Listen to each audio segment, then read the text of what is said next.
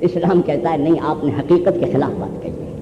مسلمان تو ہوتا ہی آخری وقت میں، کافر تو ہوتا ہی آخری وقت میں۔ بہت سی ایسی مثالیں ملیں گی کہ ساری عمر اسلام سے بغاوت کی ہے، اور ایسی بغاوت کی ہے کہ اگر انسان کے ہاتھ میں ہو تو انسان اس کو کبھی معاف نہ کرے۔ حضرت حمزہ رضی اللہ تعالی عنہ کا قاتل حضرت وحشی، سرکار دو عالم صلی اللہ علیہ وسلم کے چچا ہیں حضرت حمزہ رضی اللہ تعالی عنہ۔ حضرت وحشی نے انہیں قتل کیا ہے اور بری طرح قتل کیا، لیکن جب وہ حضور کی خدمت میں آئے اور آ کر یہ کہا کہ اللہ نے مجھے ہدایت دی ہے اور میں نے تہیہ کر لیا ہے کہ میں آپ کے ہاتھ پر اسلام قبول کروں، حضور اکرم صلی اللہ علیہ وسلم نے انہیں کلمہ پڑھوایا، مشرف با اسلام کیا، فرمایا کہ صرف اتنی سی بات ہے، وہ میرے چچا تھے جو تمہارے ہاتھ سے قتل ہوئے ہیں، جب تم میرے سامنے آؤ گے تو مجھے وہ واقعہ یاد آ جائے گا اور مجھے تکلیف ہوگی، اس لیے بہتر یہ ہے کہ آپ اپنے آپ کو میری نظروں کے سامنے نہ لائیں۔ لیکن صحابی ہونے کا درجہ اللہ تعالیٰ نے عطا فرما دیا۔ ایسے ہی بڑے بڑے عابد اور زاہد ذرا سی لغزش ہو گئی اور آخری وقت میں انہیں کلمہ بھی نصیب نہیں، ایمان بھی نصیب نہیں، کفر فرمایا۔ حضرت سیدنا شیخ عبد القادر جیلانی رحمۃ اللہ علیہ کا واقعہ لکھا ہے کہ 3 آدمی مسافر ان کے پاس جا رہے تھے جی، انہوں نے لکھا ہے کہ ایک اللہ والے کے پاس 3 مسافر جا رہے تھے، جن میں سے یہ خود حضرت شیخ عبد القادر جیلانی بھی شامل ہیں۔ فرمایا راستے میں باتیں ہونے لگی، ایک سے پوچھا کہ آپ کہاں جا رہے ہیں؟ فلاں اللہ والے کے پاس جا رہے ہیں۔ کیوں؟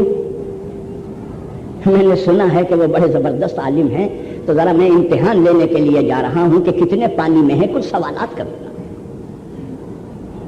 انہوں نے کہا اچھا، آپ کی بڑی ہمت ہے۔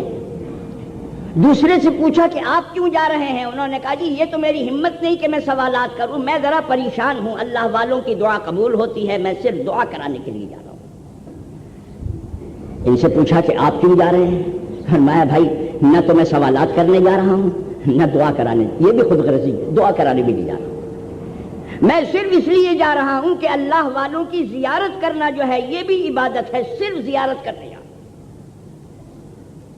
یہ تینوں پہنچے، سب سے پہلے اس نے مصافحہ کیا، سوالات کرنے والے نے، انہوں نے ہاتھ پکڑ لیے اور ہاتھ پکڑ کے یہ کہا وعلیکم السلام، مجھے تمہارے پیشانی پر کفر کے آثار نظر آ رہے ہیں، تیرے سوال کا یہ جواب، تیرے دوسرے سوال کا یہ جواب، تیرے تیسرے سوال کا یہ جواب، تیرے چوتھے سوال کا یہ جواب، لیکن ان جوابوں کے بعد میں تجھے یہ بتانا چاہتا ہوں کہ مجھے تیرا ایمان محفوظ نہیں نظر آتا ہے، تیری پیشانی پہ کفر کے اثر۔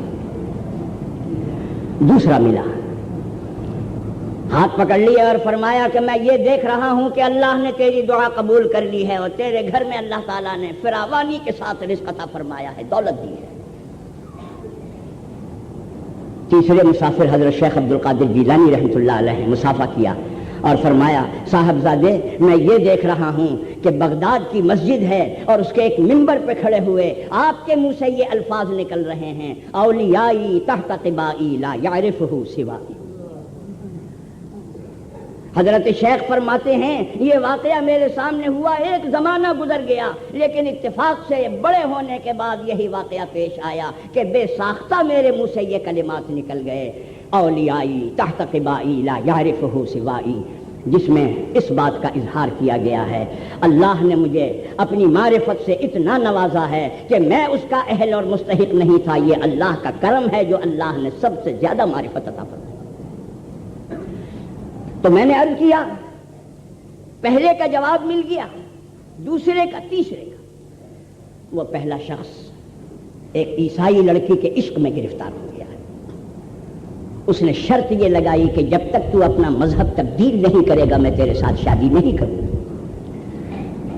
اس کو شادی کی وجہ سے اپنا مذہب تبدیل کرنا پڑا۔ حضرت شیخ فرماتے ہیں جو ان کے منہ سے نکلا تھا وہ ہم نے اپنی آنکھوں سے دیکھا، اس نے بے ادبی اور گستاخی کی تھی اللہ والے کے ساتھ، اللہ نے اس کے ایمان کی حفاظت نہیں کی، اس کے ایمان کو نقصان پہنچایا۔